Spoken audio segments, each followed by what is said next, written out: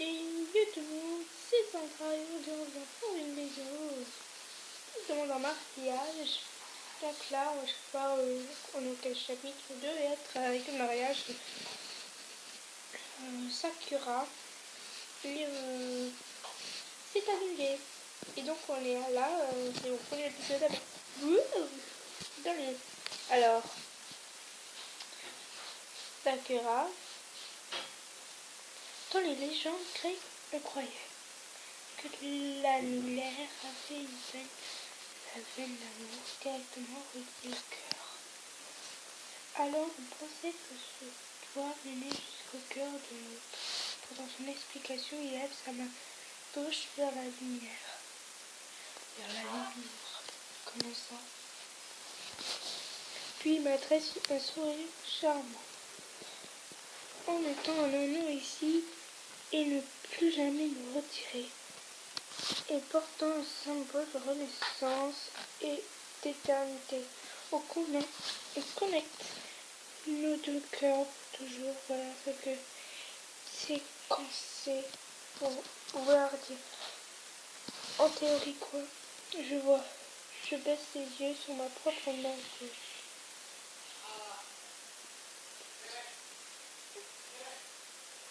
Sur mon annulaire, je ne porte rien bien sûr. Des temps anciens, les gens désiraient me créer une preuve de l'amour sous la forme d'un homme. C'est la première fois que je chante. Donc, c'est si beau. Et pourtant, aujourd'hui, cela sonne triste et douloureux. Sakura retire une petite boîte et la coche interne de son costume. Il l'ouvre pour me montrer deux anneaux d'argent étincelants à l'intérieur. J'ai entendu dire qu'il avait choisi leur alliance ensemble. Je n'ai pas réussi à lier mon cœur ancien avec ces anneaux.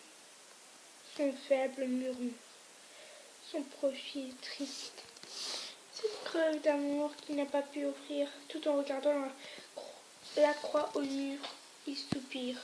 C'est la première fois que j'entends ce son venant de lui. Sakura. Mon cœur souffre à la vue d'un Sakura aussi peiné. Je ne sais pas quoi lui dire. Comment n'ai-je pas réalisé plus tôt? C'est celui se tient devant moi et le vrai Sakura. Ce soupir exprime ses véritables sentiments. C'est mon travail de rendre mon client heureux, mais à la place, le voilà dans cet état. Attends qu'il sourit. Vraiment, je sais pas. Mais à la place, le voilà dans cet état. Bon, on a répété. Oh non. J'aime pas répéter. Oh non, il n'y a que 3 tickets, mais c'est trop court.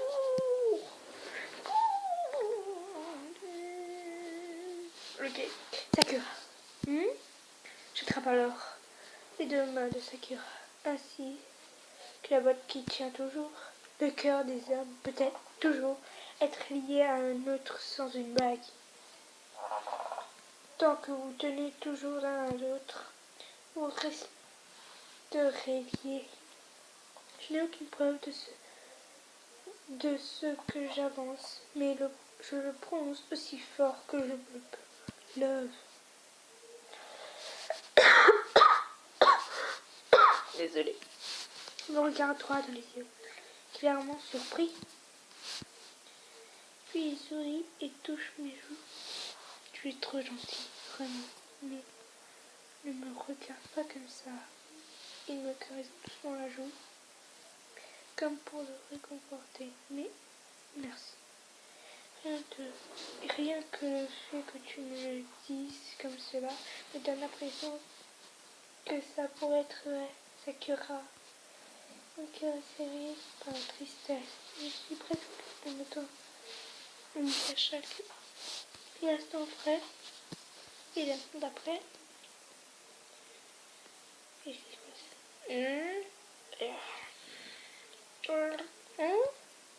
s'approche de moi. Il prend ses bras. Oh purée, ça la tête. Je peux sentir son parfum doux et léger. Ses longues mains pensent autour de ma taille. Les cheveux doux chatouillent mon cou. Les cœurs s'emballent et cette soudaine proximité. Ça cœur Non? Qu'est-ce qui se passe? Avant que je ne puisse lui demander, il commence à s'écrouler sur le sol. Sakura, je crie et tente de le retenir. Son visage est déformé par la douleur. Respiration chaude s'échappe d'entre ses lèvres. Est-ce qu'il serait? Je place immédiatement sa main sur son front. Des petits perles de sueur mouillent mes doigts. J'en étais sûre. Il y a de la fièvre. Je dois appeler à l'aide au plus vite. Et ben la tête comme une moche, hein. Bon, il est beau, mais il est moche comme ça. Pour les j'adore. Oh non, mais j'en ai marre. J'en ai trop marre. Après, à la fin de la vidéo, ce sera même pas 10 minutes. Je vais bien, vraiment. Alors que je sors mon téléphone et commence à taper le numéro, il prend mon bras et m'arrête. Non, vous n'allez pas bien. Vous êtes brûlant de fièvre. Il sourit faiblement alors que je lui parle. Les noix fermes, les sourcils froncés. Je pensais que je tiendrais plus longtemps que cela. Dommage. Marmonnant des excuses, il essaye lentement de se relever. Toutefois, il se tient la tête, grimaçant sous la douleur. Arrêtez de vous surmener. Faites-moi confiance. Vous n'êtes pas habitué. Oh purée, j'aimerais que vous me fassiez un petit plus. Oh purée, il croque. Imaginez sa tête là. Il tombe. Ça va, il se retombe. Il retombe. Imaginez une petite fois qu'il tombe. Je me précipite vers lui pour le soutenir. Rien que lui toucher, pour rendre la paume à la main toute chaude. Je t'ai toujours fait confiance, mais alors n'hésitez pas à dépendre un peu plus de moi. Laissez-moi au moins m'inquiéter pour vous. Jamais je ne penserai que vous m'ennuyez.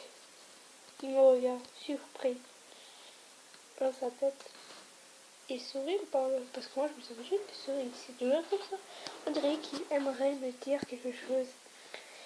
Je sais que je suis plus jeune que vous, alors que je n'ai peut-être pas l'air de quelqu'un sur qui on peut compter, mais nous sommes toujours partenaires. Laissez-moi vous aider au moins dans un moment comme celui-là. Je le regarde d'un air on ne peut plus sérieux, soutenant toujours fermement son corps. Il reste silencieux quelques secondes, puis finalement sourit un peu. Je ne pense pas du tout que tu n'es pas quelqu'un sur qui on peut compter. Au contraire, depuis le début, je me repose sur toi. Je suis désolée. Sur ces mots, il ferme ses yeux et s'ébranle dans mes bras. Il est désolé? Il n'a pourtant rien fait qui nécessite des excuses. Je me sens légèrement impuissante. Je me fais violence et soutiens Sakura. Faites attention à la marche. Oui, merci. J'ai appelé Ushida et Mizuki afin qu'ils m'aident à changer Sakura de vêtements. Puis je l'ai ramené jusqu'à son appartement en taxi. Je n'aurais jamais imaginé venir chez lui, mais dans ces circonstances, c'était la seule chose que je pouvais faire. Il semble toujours se sentir mal. Et je le soutiens sur mes épaules et entre dans son appartement. Je suis vraiment désolée pour tout cela. Je sais que tu es très occupée. Qu'est-ce que vous racontez? Nous sommes tous les deux très occupés. Est-ce que je suis... Pardon. Est-ce que je suis celle que vous avez vous a demandé de vous reposer sur moi? Je devrais l'emmener jusque de sa chambre. À bout de force, je n'arrive qu'à l'emmener jusqu'au canapé. Même s'il peut paraître mince, après tout, il reste un homme. Je peux sentir sa chaleur persistante et son poids dans son dos. Pour une raison étrange, le rythme de mon boule s'accélère. Piou. Il expire profondément sur le canapé. Oh non, quelle horrible! Et laisse s'échapper un souffle fiévreux. Devrais-je vous apporter une couverture ou peut-être quelque chose à boire? Sakura, n'obtenant aucune réponse. Je regarde son visage, il dort déjà. Il s'endormit. Je s'échapper un vicieux soupir dans la pièce silencieuse.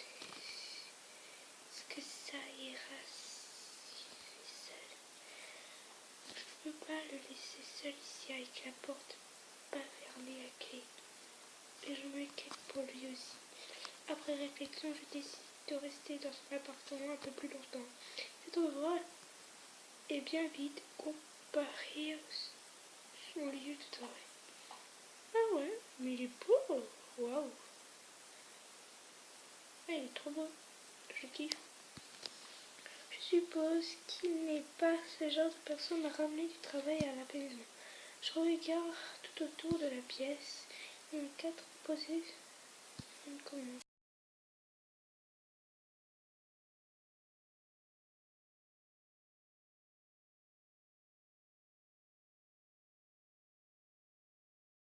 Sakura, celui à l'œil vif doit être Todo. Et là derrière, la fille au milieu doit être Hanako. Tu peux pas voir la photo?